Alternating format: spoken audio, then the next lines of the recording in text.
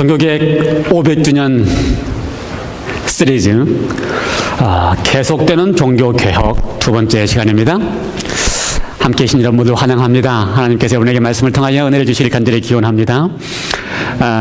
우리가 지난주에 종교개혁 시리즈 첫 번째 시간으로 종교개혁에 관한 기독교 역사에 관한 이야기를 간단하게 말씀을 드렸습니다.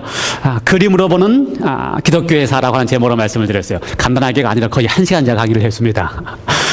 잘 따라오셨습니까? 간단하게 리뷰를 하면 제가 하고 싶은 종교개혁 시리즈는 하나님의 품성 중심으로 다시 보자라고 하는 것입니다. 종교개혁은 과거에 있었던 역사가 아니고 오늘 우리의 신앙 속에서 여러분의 신앙의 개혁을 다시 한번 계속해서 이루어 가야 한다고 하는 것이 종교개혁의 핵심입니다. 그래서 성경의 역사를 보더라도 또 기독교의 역사를 보더라도 하나님의 품성으로부터 시작된 성경의 역사가 다시 하나님의 품성으로 회복되는 것처럼, 그렇죠? 기독교 역사도 예수님으로 말미암아 예수님 안에서 예수님이 하나님의 품성을 가장 잘 보여주는 품성으로 시작하였던 것처럼, 그러나 그 하나님의 품성이 아주 오해되고 아주 무섭게 되었던 하나님의 품성을 다시 회복하여 오늘날 우리의 시대에 하나님의 품성이 우리 속에서 나타나질 수 있도록 하는 것이 바로 신앙개혁이고 종교개혁이고 다시 해야 되는 종교개혁이라는 말씀을 드렸습니다. 오늘은 종교개혁 두 번째 시리즈 솔라 스크립츄라, 오직 성경이라고 하는 제목입니다.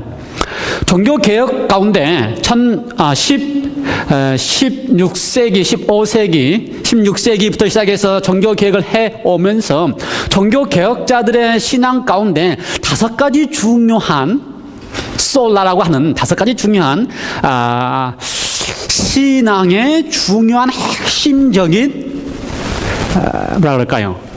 신조, 교리 그러면 안 되고 신앙의 중요한 핵심적인 믿음에 대한 이야기들이 거의 5가지로 이야기할 수가 있습니다. 그것은 바로 오직 성경, 오직 은혜, 오직 믿음, 오직 그리스도, 오직 하나님께 영광이라고 하는 5가지 중요한 핵심적인 신앙을 하는 사람들이 가지고 있는 핵심적인 뭐라 그럴까요? 근거가 될 수 있는, 근원이 될 수 있는 5가지의 중요한 가르침을 종교개혁들을 통하여, 개혁자들을 통하여 우리에게 전수되고 있습니다.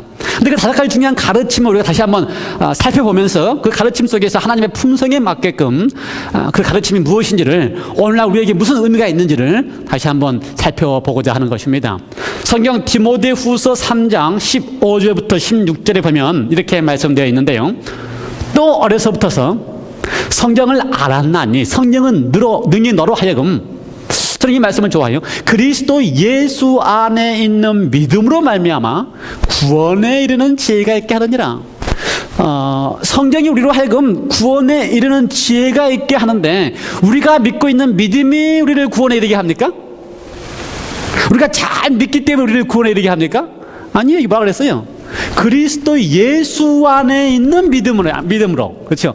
그리스도 예수 안에 있는 믿음으로. 성경은 우리에게 그리스도 예수가 어떤 믿음을 가르쳐 있는지를 우리에게 알려주시고, 그리스도 예수가 가지고 있는 그 믿음을 우리가 확신하면 우리로 하여금 어떻게 한다고요? 구원에 이르게 한다라고 가르치고 있습니다. 또 모든 성경은 하나님의 감동으로 된 것으로 교훈과 책망과 바르게 함과 의로 교육하기에 유익하니 이는 하나님의 사람으로 온전하게 하며 모든 선한 일을 행할 능력을 갖추게 하려 함이니라. 그렇죠? 성경은 우리에게 어떻게 한다고요? 그래서 하나님의 사람은 누구를 가리켜요? 하나님의 사람으로. 누가 하나님의 사람입니까? 하나님을 믿는 사람, 그렇죠? 하나님을 믿는 사람이 하나님의 사람입니다. 그래서 하나님을 믿는 사람을 가리켜서 뭐라 그래요? 그리스도인이라고 합니다. 그렇죠? 그래서 우리로 하여금, 성경이 우리로 하여금 온전하여 모든 선한 일을 행할 능력을 갖추게 하려 함이니라. 그리스도인으로 하여금 그리스도인다운 삶을 살게 해 주시도록 하기 위하여 모든 성경이 하나님의 감동으로 우리에게 교훈하고 책망하고 바르게 인도함으로써 그리스도인이 그리스도인다운 삶을 살게 하신다. 그리스도인이 그리스도를 닮은 그리스도의 모습을 보이는 삶을 살게 하신다고 하는 말씀을 우리에게 하고 계십니다. 그러므로 성경이야말로 오직 성경이야말로 우리의 구원의 근원 되시는 그리스도의 믿음을 우리에게 설계해줄 뿐만 아니라 그 그리스도의 믿음을 통하여 우리가 그리스도를 닮아가게 하는 삶을 살 수 있도록 해줄 수 있는 가장 중요한 기별이 바로 성경이다라고 말씀드릴 수가 있습니다. 그렇다면 종교개혁자들이 오직 성경이라고 하는 말을 사용할 때에 오직 성경이라고 하는 말을 사용할 때에 그 말의 의미가 무엇일까? 왜 그들이 그렇게 오직 성경이라고 하는 말을 그들의 신앙의 기초로 삼고 살았을까? 아니, 오늘날 우리 시대에 그리스도인들이 오직 성경이라는 말을 신앙의 기초로 삼고 살아가는가? 그들의 표현에 의하면 그렇습니다. 한마디로 이야기하면요, 오직 성경만이 기독교 교리의 유일한 원천이며 최종 권위를 가진다. 오직 무엇만이요?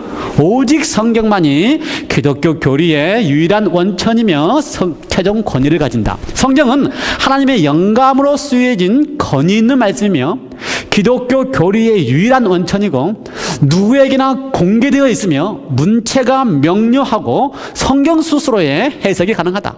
그러므로 기독교의 모든 전통은 성경 아래에 놓여 있다라고 믿었던 종교개혁자들의 생각을 근본으로 오직 성경이다라고 하는 이야기가 하기 시작했습니다. 너무 그들의 표현을 그대로 제가 따왔기 때문에 말이 어려울지 모르겠어요. 한마디로 얘기하면 뭐라고요? 성경이 원천만 딱 생각났습니까? 좋은 생각이에요. 또요? 권위? 그것도 좋은 말씀입니다. 성경만이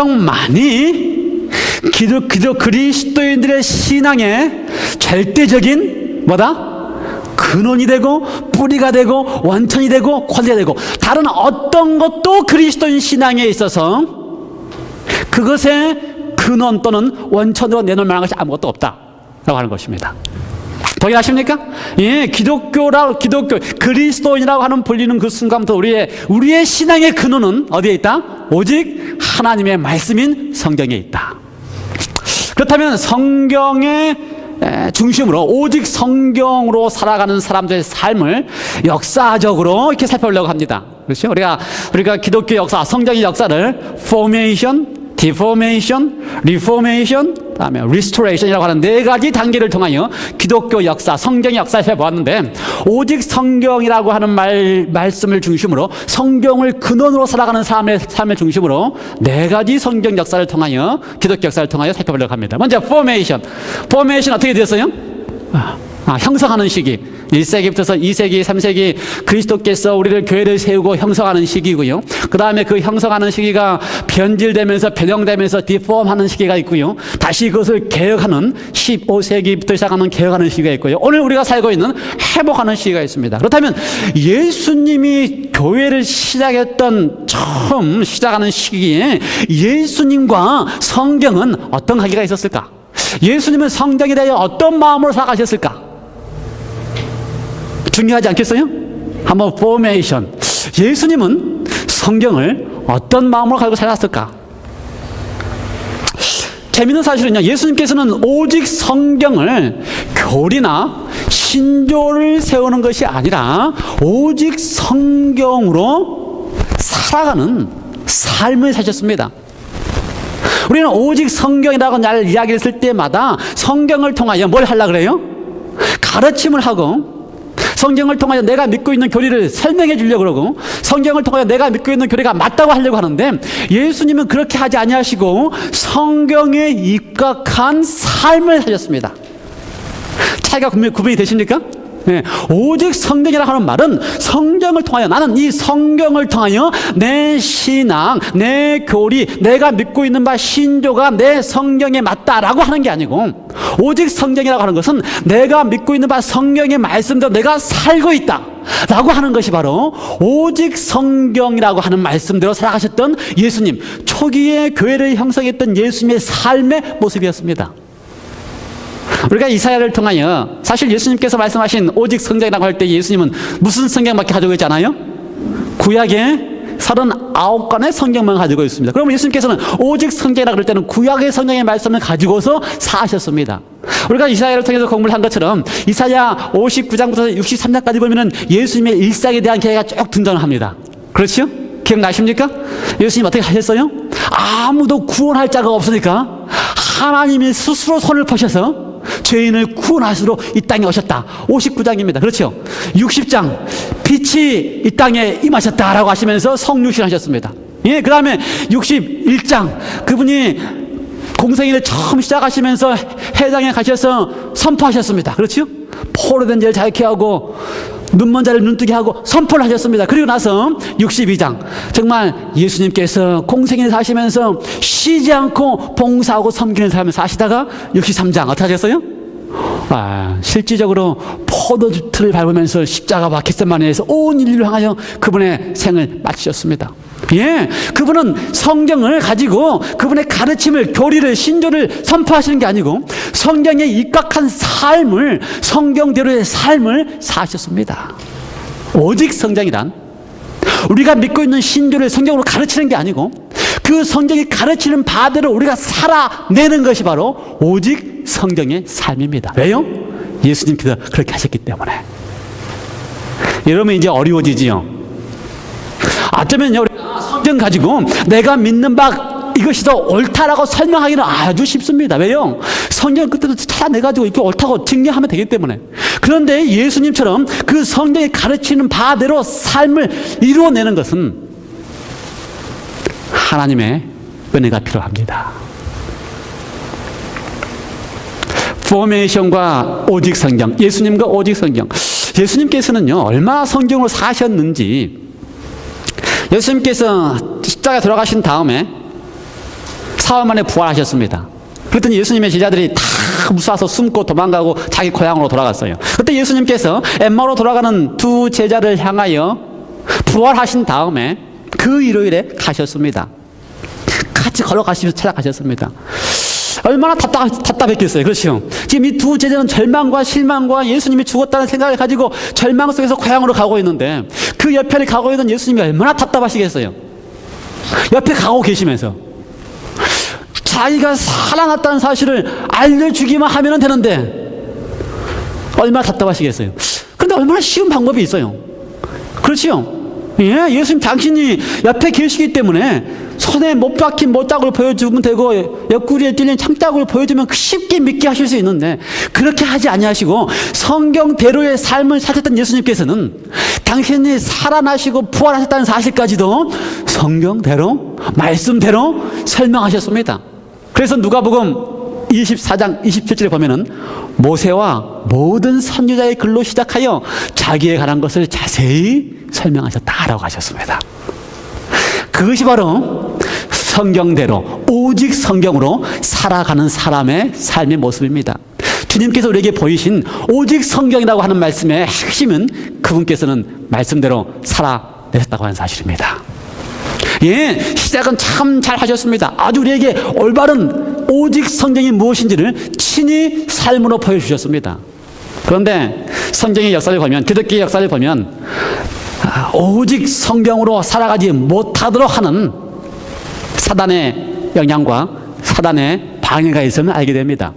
그래서 우리는 그것을 가리켜서 디포메이션, 타락하고 변질하고 종교 암흑 시대에 1000년, 1260년 동안 적의 세력이 하나님에 대하여 오해하게 하고 오직 성경을 소유하지 못하게 하는 그러한 역사를 보게 됩니다. 이 디포메이션, 타락과 변질의 역사가 있을 수밖에 없었던 이유는 오직 성경이라고 하는 성경대로의 삶을 살아냈던 초대 그리스도인들의 삶이 오직 성경에서 떠나갔기 때문에 예수님뿐만 아니라 초대교회의 그리스도인들은 성경대로 오직 성경대로 살아가는 삶을 살았습니다. 그러나 오직 성경이 그들의 손에서 사라지기 시작하면서 그들은 변질되고 타락하고 또 하나님에 대해 완전히 오해하는 그리스도인이라고 불리는 삶을 살게 되는 것입니다. 그래서 1260년 동안 종교 암흑 시대 동안 그 기간 동안에 성경에 대하여 했던 몇 가지 일들이 있는데요. 성경을 소유하지 못하게 했습니다. 개인들이 성경을 소유하지 못하게 해서요. 또 성경을 성경이라고 유일하게 인정하는 것은 라틴어 성경밖에 없었습니다. 원래 성경은 구약은 히브리어로 써 있고요, 신약은 헬라어로 써 있는데 히브리어, 헬라어를 사용하지 않고 공식적으로 교회가 인정하는 성경은 뭐밖에 없다? 라틴어로 된 성경은 밖에 없다. 그런데 문제는 무엇이냐? 그 당시 이미 라틴어는 사용하는 영어가 아닙니다. 그러므로 일반 사람들이 라틴어를 알 이유가 없어요. 알지도 못하고요. 성경만 라틴어로 써 있습니다. 그리고 그 라틴어로 써 있는 성경만 유일하게 교회가 인정하는 성경이라고 하는 것입니다. 그러니 그리스도인들이 사용하지 않는 성경을 이해하지도 못하고 읽어보지도 못하고 깨닫지도 못하는 것입니다. 라틴어는 헬라어나 히브리어와 다르게 단어 수가 아주 작습니다. 그러므로 한 단어가 설명하는 내용이, 단어 수가 작으면 작을수록 한 단어가 설명하는 내용이 그 내용을 다양하게 이해할 수가 있습니다. 그래서 라틴어로 된 성경을 읽으면요, 이 말을 써 있을 때에 이 사람이 이렇게 이해해도 되고 저 사람이 저렇게 이해해도 되기 때문에 충돌이 안 생겨요. 그래서 모든 사람을 다 이렇게 가르치는 것에 다 들어가게 할 수 있습니다. 의미가 넓어지고 다양해지기 때문에. 그래서 라틴어 성경만 읽겠습니다. 그래서 라틴어 성경을 읽어서 이해할 수 있는 사람이 한정되어 있기 때문에 그 이해할 수 있는 사람이 자신이 이해한 것을 가지고서 성경을 풀어주기 때문에 전통과 유전을 성경과 동일시하기 시작하고요. 전통과 유전이라는 것은 뭡니까? 성경을 이해하는 교회의 지도자나 교회의 감독이나 교회의 교황이 읽어주고 해석한 대로 가르치는 것이 전통이고 유전인데, 그것이 성경과 동일하게 생각되고요. 그 다음에 시간이 더 지나면 성경의 해석의 권위가 교회에 있으므로 교회가 해석하는 대로 성경을 이해해야 된다고 가르치기 시작하고요. 심지어 신앙을 한다고 하는 것은 뭐라고요? 교회가 가르치는 신조나 교리를 받아들이는 것이 신앙이다, 그렇게 믿게끔 했습니다. 사실 이건 참 아이러니하게도 요즘 시대에도 그렇게 합니다. 재림교회도 이렇게 합니다. 재림교회도 전도회하면 어떻게 합니까? 재림교회 전도회하면요, 대부분 어떻게 합니까? 우리가 믿고 있는 교리를 이렇게 다 하나씩 가르칩니다. 그리고 나서 어떻게 해요? 뒤에 밑에다가 체크하게 해가지고 결심서 쓰게 한 다음에 그 체크 다 하면 어떻게 해요? 침례줍니다. 이걸 신앙이라고 가르쳤습니다. 누가 한 것이 원래는 종교 타락했던 로마 천주교회가 한 것인데 지금도 똑같이 그렇게 해요, 우리도. 근데 신앙이란 그게 아닙니다. 신앙이란 그게 아니고 뭐예요? 오직 성경에서 가르치는 가르침의 삶을 살아내는 것, 그것이 바로 신앙인 것입니다. 그 가르치는 교리를 깨달아 알아서 마크해서 오케이 하는 게 아니고 그 가르침에 대해서 살아내는 것이 바로 신앙인 것입니다. 성경이 없어지면, 성경을 어렵게 이야기하면 성경의 가르침이 교회나 교단이나 또는 교파나 그 가르침이 성경의 가르침이라고 믿기 시작하면 하나님의 품성에 대한 지독한 오해가 생길 수 있습니다. 실제로 그랬습니다. 약속 가운데. 그래서 로마 천주교회가 통치하고 있는 1260년 동안에 성경이 사라진 다음부터서 하나님에 대한 거대한 오해가 생기기 시작합니다. 그것이 바로 몇 가지, 지금까지도 개혁하면 개혁자들 속에서도 하나님에 대한 오해가 유지되고 있는 오해들을 우리가 발견하게 됩니다. 그 오해가 무엇이냐? 하나님은 어떻게 하신다? 죄인들을 형벌하시고 벌주시는 분이시라는 것입니다. 하나님은 죄인들을 형벌하고 벌주시는 분이시기 때문에 하나님으로 하여금 무섭고 잔인하고 포악한 분으로 알게 하는 것입니다. 그래서 그 하나님으로부터 형벌을 받지 않기 위해서는 어떻게 해야 돼요? 그 죄인이 그 죄를 속죄를 받아야 되는 것입니다. 그래서 그 속죄를 받는 방법을, 여러 가지 방법을 제시하면서 벌을 받지 않기 위해서 미리 이 땅에서 어떻게 해요? 하나님의 형벌은 지금 이 땅에서 당하는 고통보다 훨씬 더 무섭고 크기 때문에 이곳에서 당하는 속죄를 위한 형벌을 당하는 것이 훨씬 낫다라고 가르치는 것입니다. 이게 다 하나님에 대한 오해예요. 하나님이 형벌한다고 하는 오해입니다. 우리가 지난번에 이사야 강의를 통해서 이야기를 했지만, 하나님께서 형벌하는 게 아니고 죄는 누가 짓게 하는 거라고요? 사단이 짓게 하고, 그 죄를 지은 결과로 사단이 고통을 주면서 그 고통을 받게 하는데, 고통을 받을 때에 사단은 뭐라 그래요? 너가 죄를 지었으니까 하나님은 너에게 고통을 준다. 이렇게 하나님께 블레임하게 하는 것이 바로 뭐라고 그랬어요? 사단의 방법이라고 그랬어요. 그것이 다 어디서 나온 신앙이라고요? 형벌신앙, 속죄신앙, 그 다음에 행위로 구원을 얻고자 하는 신앙. 행위로 구원을 얻고자 하는 신앙은 속죄 행위와 똑같습니다. 그렇죠? 죄를 용서함 받기 위해서, 속죄를 받기 위해서 무언가를 해야지만 그 죄가 삭힌다는 것입니다. 그래서 선행을 많이 하고 율법을 지키는 일을 자주 하고 잘하면 뭐가 되는 거예요? 죄를 속함받는다. 그래서요, 그 로마 천주교가 가지고 있는 행위로 구원 얻는다 하고 하는 가르침이 오늘날 우리의 시대까지도 그대로 가지고 있는 경우도 있어요. 행위로 말미암아 구원 얻는다. 율법을 지킴으로 말미암아 구원 얻는다. 이렇게 하는 모든 가르침들은 다 어디서 올 수 있어요?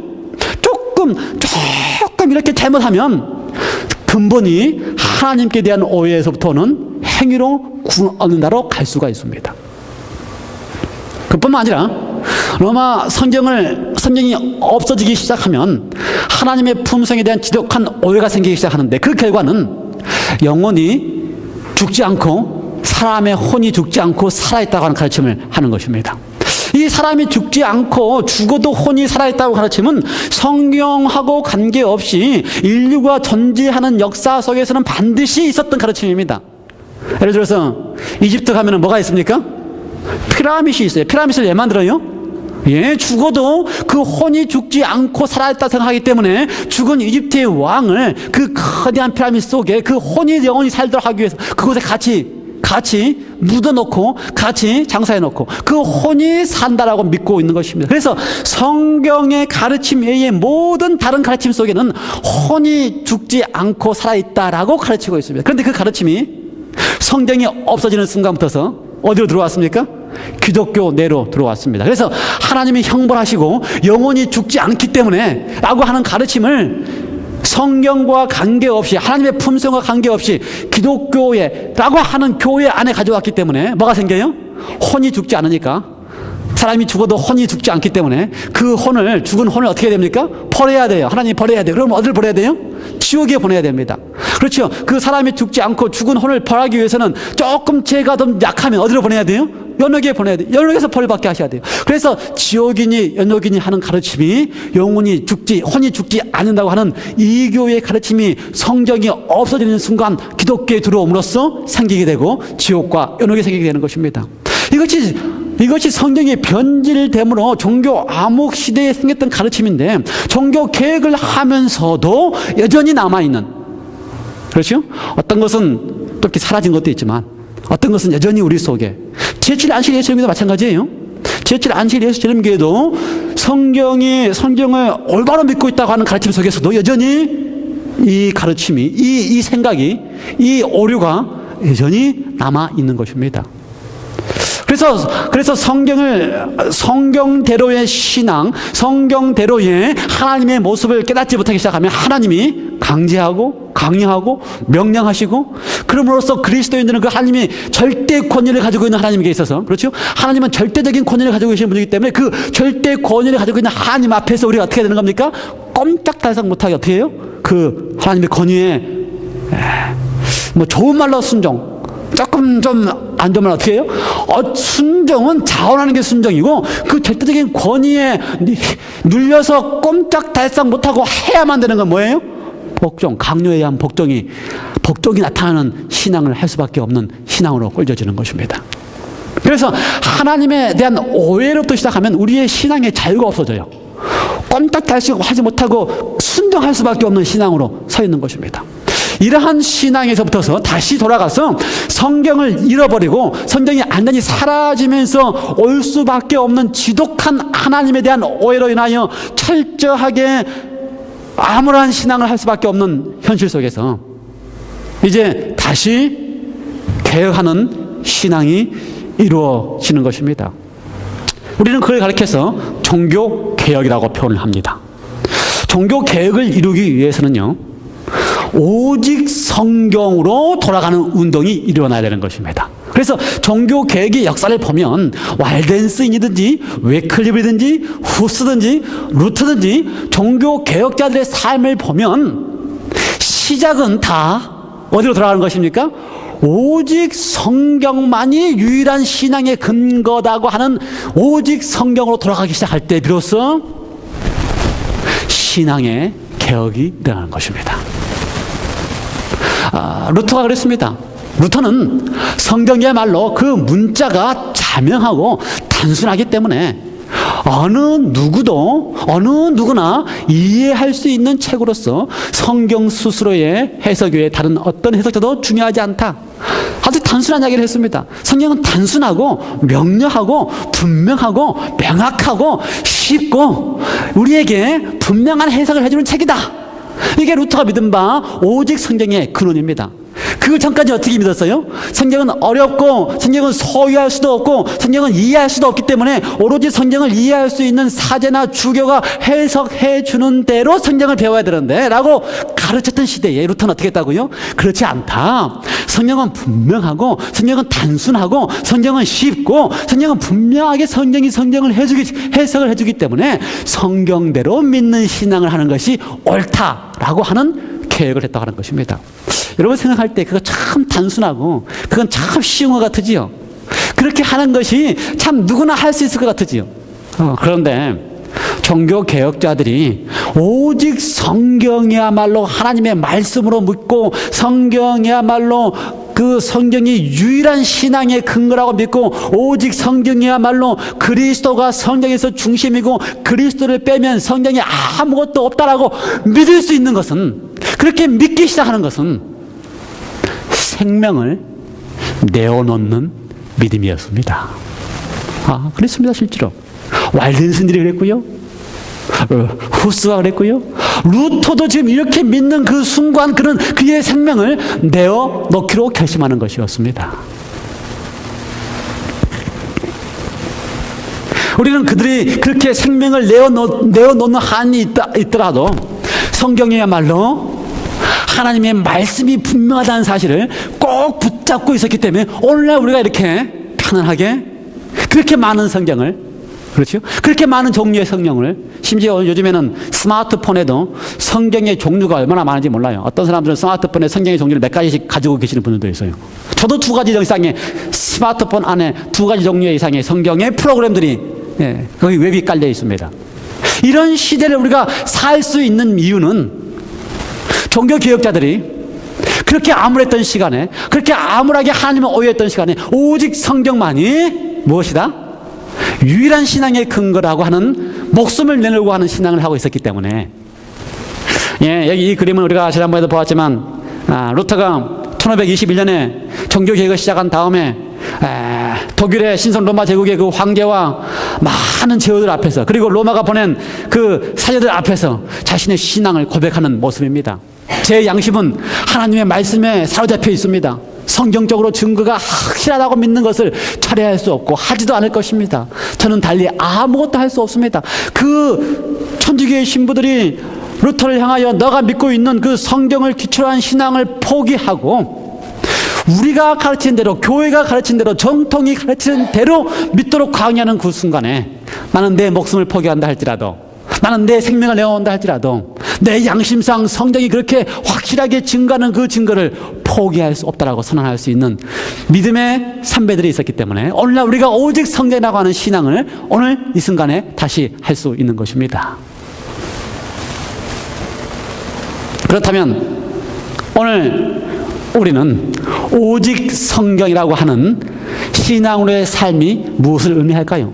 저는 가끔 이런 이야기들을 많이 듣습니다. 우리 목사님이 이렇게 말했어요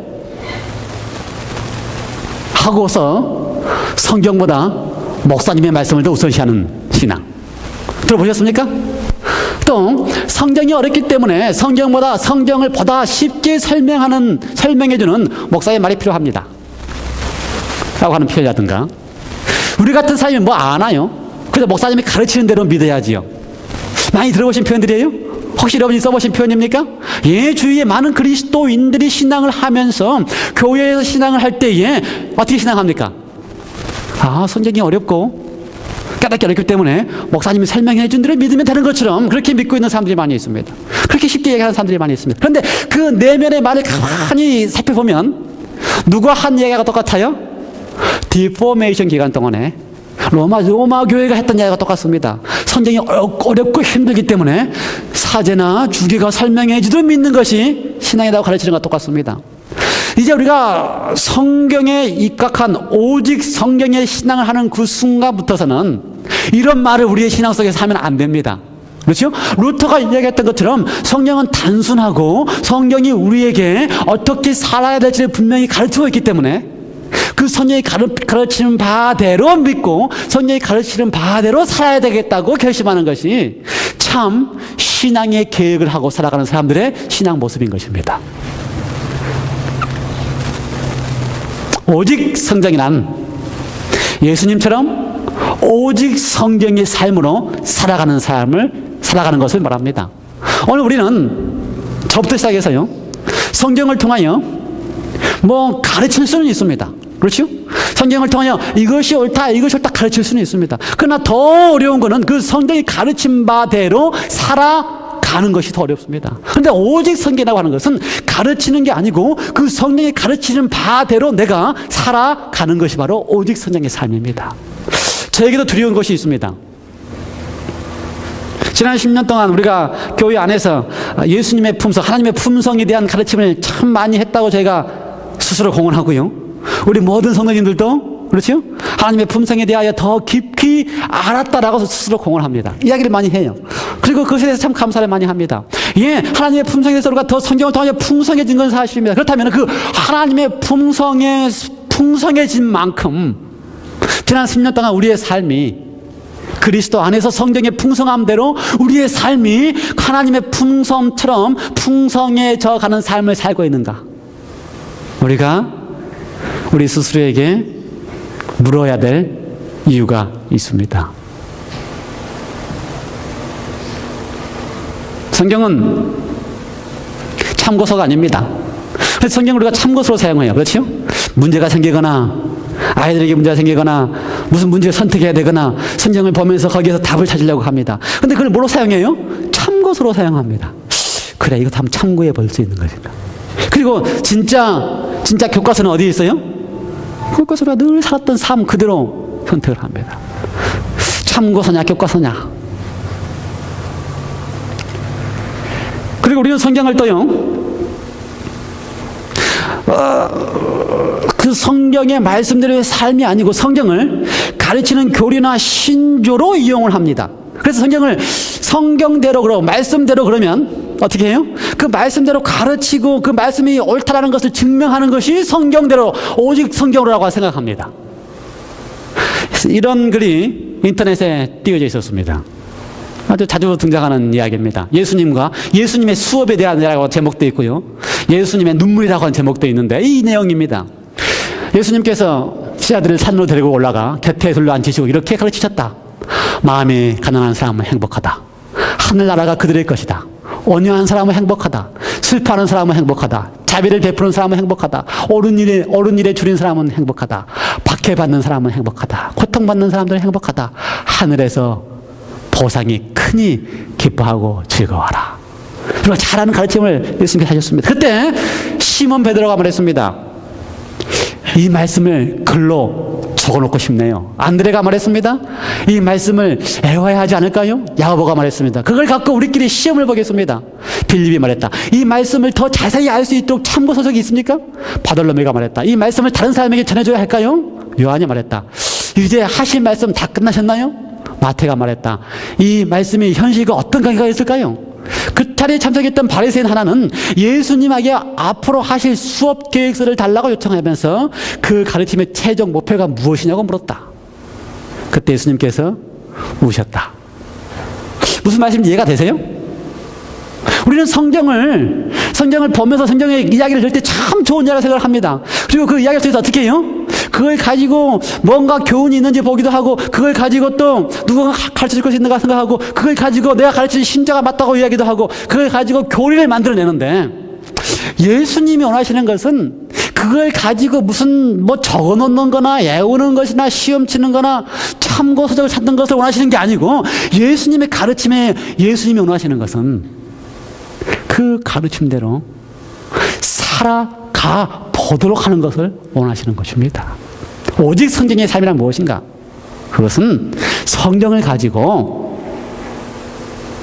가르치는데, 성경을 가지고 내가 옳다고 주장하는데 하는 게 아니고, 오직 성경의 가르침은 예수님께서 원하시는 대로 살아가 보는 것을 의미하는 것입니다.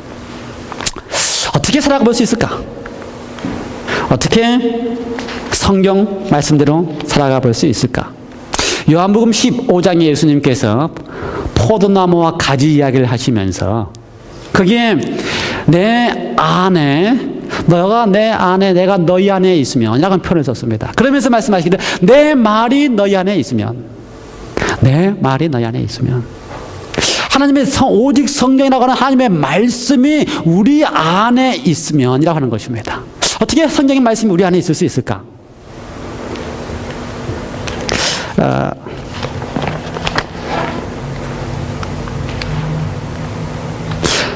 성경의 말씀이 우리 안에 있다고 하는 이야기는요, 성경과 아주 밀접해지고 성경이 아주 좋아지고 말씀이 아주 좋아지고 그 말씀이 내 속에서 모든 것이 될 수 있는 경험을 이야기하는데요, 비결이 뭘까? 그것은 바로 사랑에 빠지면 가능하다는 것입니다. 우리가 잘 아는 경험을 이렇게 이야기하면요, 가끔 TV에 보면은 유명한 운동선수하고 유명한 누구하고요? 연예인이나 이 연예인들하고 이렇게 결혼하는 사건들을 많이 보는데, 왜 그럴까? 또 우리가 영화를 이렇게 보면요, 이제 유명한 영화배우하고 또 유명한 영화배우하고 결혼한다는 생각도 많이 생겼는데, 왜 그럴까? 연구에 의하면요, 전혀 모르는 남녀를 이렇게 모아놓고 눈을 쳐다보게 했습니다. 눈을 쳐다보게 했어요. 그리고 마음속으로 그 눈을 쳐다보는 여인 또는 눈을 쳐다보는 남녀에게 내가 이 여인을, 이 남자를 내가 점점 사랑하게 된다라고 하는 생각을 하게 했습니다.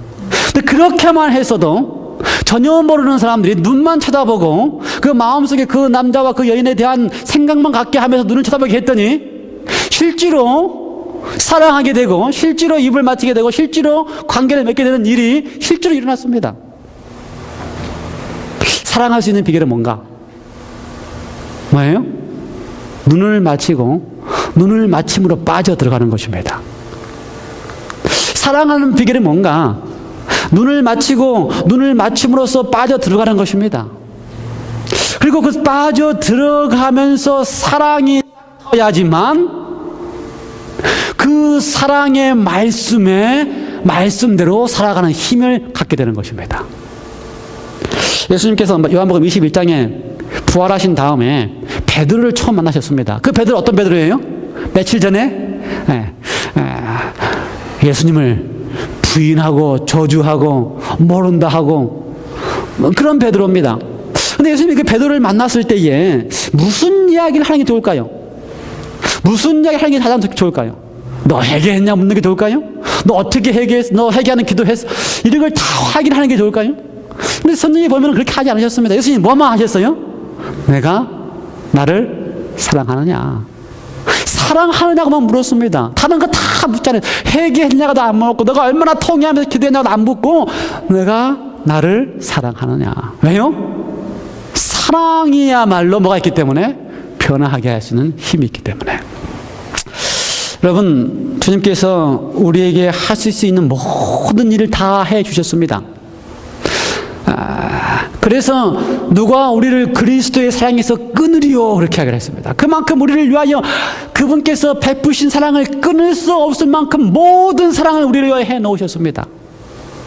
우리는 그렇게 해주신 사랑하시는 그분을 향하여 우리의 눈을 맞추고 그분을 향하여 내가 주를 당신을 사랑합니다 라고 고백할 수 있는 마음을 갖는 것, 이것이 우리로 하여금 말씀대로 살아가게 할 수 있는 힘을 줄 수 있는 유일한 비결입니다. 오늘날 이 시대에 다시 신앙을 회복하는 종교 개혁을 다시 하는 종교 개혁을 해야 되는 이 시대에 주님께서 우리에게 고대하는 것은 오직 말씀의 신앙은 살아내는 신앙인데, 우리로 하여금 다시 한번 묻는 것은 내가 나를 사랑하냐는 주님이 우리에게 물으시는 것입니다. 우리의 시간과 우리의 관심과 우리의 정성과 우리의 모든 것을 우리를 그렇게 사랑해 주셨던 그분에게 조금이나마 갖기 시작한다면 주님께서는 우리를 변화시키셔서 말씀대로의 신앙을 할 수 있도록 해 주실 것입니다. 기도하시겠습니다. 하나님 아버지, 종교개혁은 오늘 우리의 삶 속에서 계속돼야 됩니다. 오직 말씀이라고 하는, 오직 성경이라고 하는 종교개혁은 예수님께서 그 본을 보여주셨습니다. 그것은 그 성경을 통하여 우리가 믿는 바 신조를 가르치거나 우리의 믿는 바 신조를 강요하는 게 아니고 오직 말씀으로, 오직 성경으로 살아가는 삶을 의미합니다. 어렵고 또는 힘들게 느껴지지만 예수님께서는 우리에게 묻습니다. 내가 나를 사랑하느냐? 주님께서 우리에게 하신 모든 사랑을 베풀어 놓으시고 내가 나를 사랑하느냐? 주님, 베드로처럼 내가 주님을 사랑한다는 고백을 하게 하여 주시고 그 주님을 사랑하는 그 마음이 우리로 하여금 신앙의 계획을 이루게 하여 주셔서 말씀대로 살아가는 경험이 일어나게 하여 주시옵소서. 예수 그리스도 이름으로 간절히 기도하옵나이다.